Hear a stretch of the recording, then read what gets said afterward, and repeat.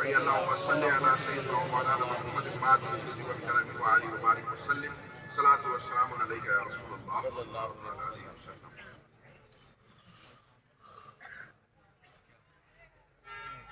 حضرات گرامی،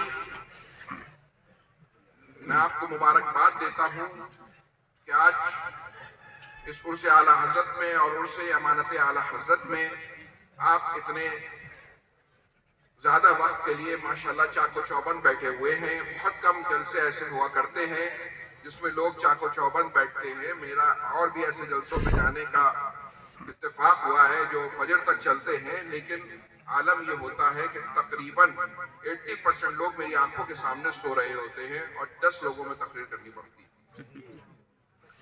حضرات گرامی، پچھلی بار جو حاضری ہوئی تھی والد ماجد کے ساتھ حاضری ہوئی تھی، حضور تاج المشائخ کے ساتھ، اور ممبر پہ وہ ذات بھی تھی کہ جس ذات کے آپ سب عاشق ہیں، حضور امانت اعلیٰ حضرت حضرت قاری امانت رسول صاحب رحمۃ اللہ تعالیٰ علیہ کی ذات بھی یہاں موجود تھی۔ اور آج بھی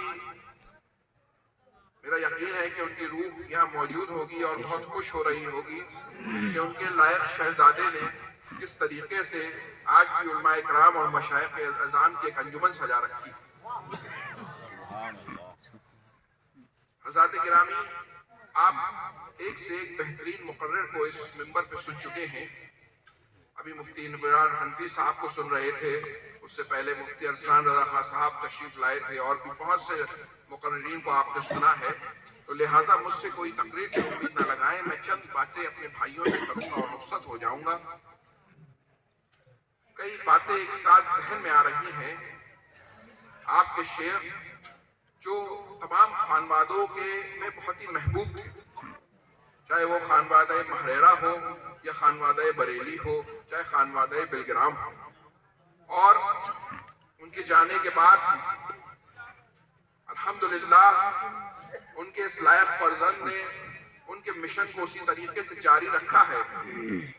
آج ہم انہیں دیکھ رہے ہیں اور مجھے بڑی خوشی ہو رہی ہے، اور میں انہیں بھی مبارکباد دیتا ہوں اور آپ کو بھی مبارکباد دیتا ہوں، اور علماء اور مشائخ کو، ان کے تمام ساتھیوں کو مبارکباد دیتا ہوں کہ گو کہ ظاہری آنکھوں سے قاری امانت رسول صاحب ہم سے پردے میں چلے گئے ہیں، لیکن اپنا شہزادہ ہمیں دے گئے ہیں۔ اور ان کے جانے کے بعد جب میں آیا، دیکھیے جو بڑے خانوادے ہوتے ہیں، محریرہ شریف ہے کہ چونچہ شریف ہے، اجمیر شریف ہے، وہاں پر جو ہے ان بزرگوں کی وجہ سے بھیڑ لگتی رہتی ہے، سالوں سال، صدیوں صدیوں لگتی رہتی ہے۔ لیکن جب کسی شخص نے اپنی محنت سے کام کیا ہوتا ہے اس جنریشن میں، اور اس کے جانے کے بعد بھی اس طریقے کا سما بتا ہو کہ جوگ در جوگ لوگ آئیں، تو اس سے نئے آدمی آنے والے کو پتہ چلتا ہے کہ اس شخصیت نے کس طریقے سے کام کیا تھا۔ سینچا ہے اسے خون سے ان تشنہ لبوں نے، تب جا کے اس انداز میں میخانہ بنا ہے۔ اور ان کے جانے، بس آپ بیٹھے میرے بھائی اور کوئی نذرانہ پیش نہ کریں، ابھی میری باتیں سنیں۔ اور ان کے جانے کے بعد بھی جس طریقے سے ان کے فرزند نے، ان کی عمر بہت کم ہے، ان کو ابھی چند سال پہلے ہم نے بنا داڑھی کے دیکھا ہے، اور ان کے ساتھ یہ تمام اسٹیجوں پہ جایا کرتے تھے، اور وہ ان کو آگے بڑھاتے تھے اور ان سے تلاوت کراتے تھے اور قصیدہ پڑھوایا کرتے تھے، گویا کہ وہ ان کی ٹریننگ کر رہے تھے۔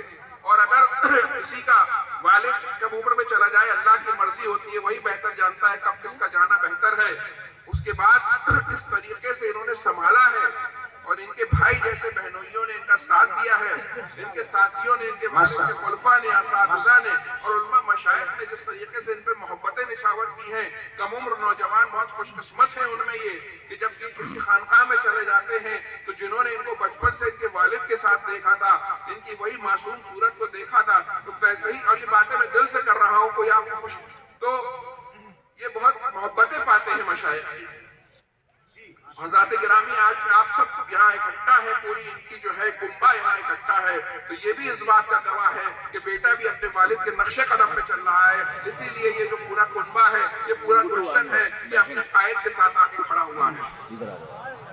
انہوں نے آج بھی میں نے دیکھا کہ खानवादों के अंजुमन को यहाँ मदऊ किया हुआ है। बिलग्राम शरीफ से हमारे बुजुर्ग भी तशरीफ लाए हुए हैं। अभी बरेली शरीफ के से भी कई साहिबजादे यहाँ तशरीफ लाए थे।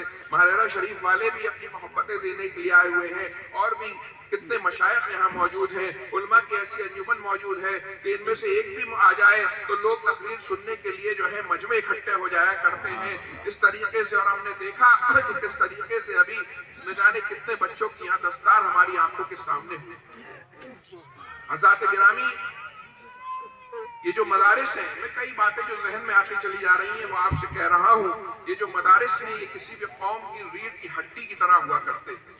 जिस तरीके से किसी इंसान के बदन में रीढ़ की हड्डी हुआ करती है, यानी बड़े से बड़ा पहलवान के अगर रीढ़ की हड्डी में चोट लग जाए तो वो जमीन से आ लगता है, उसी तरीके से ये मदारिस और मकातिब हुआ करते हैं जो किसी भी कौम में रीढ़ की हड्डी की मानिंद हुआ करते हैं। तो पूरी कौम को चाहिए कि अपनी इस रीढ़ की हड्डी को मजबूत रखे, उसका ख्याल रखे। जब तक ये मदारिस मौजूद हैं, हम मौजूद हैं, हमारे ईमान की हिफाजत है, हमारी जान की हिफाजत है, हमारे दुकान और मकान और इज्जत और आबरू की हिफाजत है। देखा गया है कि यूरोप में जिन मुल्कों से मदारिस रुखसत हो गए, चंद सालों बाद इस्लाम भी रुखसत हो गया। तो हमने देखा कि माशाअल्लाह हुफ़ाज़ इकराम और कुरान की यहाँ पे जो है दस्तार हुई है। बहुत मुश्किल होता है कुरान पाक को हिफ्ज़ करना, अपने सीने में सवा लेना। मैं सलाम करता हूँ उन माओं और उन बापों को और उन नाना नानियों दादा दादियों को, उन असातिज़ा को कि जिन्होंने मेहनत से अपने बच्चों, खुसूसन इन बच्चों को जिन्होंने अपने सीने में इस अजीम किताब की हिफाजत की है। ये अल्लाह का खुसूसी इनाम है कि इन्होंने अपने सीनों में कुरान को महफूज कर लिया है। हज़रात गिरामी, बहुत से बच्चे, हजारों बच्चे, लाखों बच्चे कुरान हिफ्ज़ करने के लिए बैठते हैं, लेकिन वो चंद खुशकिस्मत हुआ करते हैं जो ये सफर मुकम्मल कर लिया करते हैं। वरना शैतान जो है उन बच्चों के पीछे पड़ जाया करता है, उन्हें हिफ्ज़ करने नहीं देता है। मैंने खुद अपने मदरसे में 2 ऐसे बच्चे देखे हैं जो 29वें पारे पे हिफ्ज़ छोड़ के गया और 28वें पारे पे हिफ्ज़ छोड़ के गया। ये बड़ी कठिन डगर है, हिफ्ज़ की डगर बहुत कठिन है। शैतान हर तरीके से बच्चे को भड़काता है। इसमें माँ बाप की दुआएं, असातिज़ा की मेहनत, अल्लाह रब्बुल इज़्ज़त का करम मेन है और बच्चों की मेहनत है कि आज हमारे सामने इतने सारे हुफ़ाज़ फारिग हो रहे हैं। अल्लाह ताला इस गुलिस्ता को ऐसे ही सलामत रखे और हर साल हमारे बच्चे फारिग होते रहे।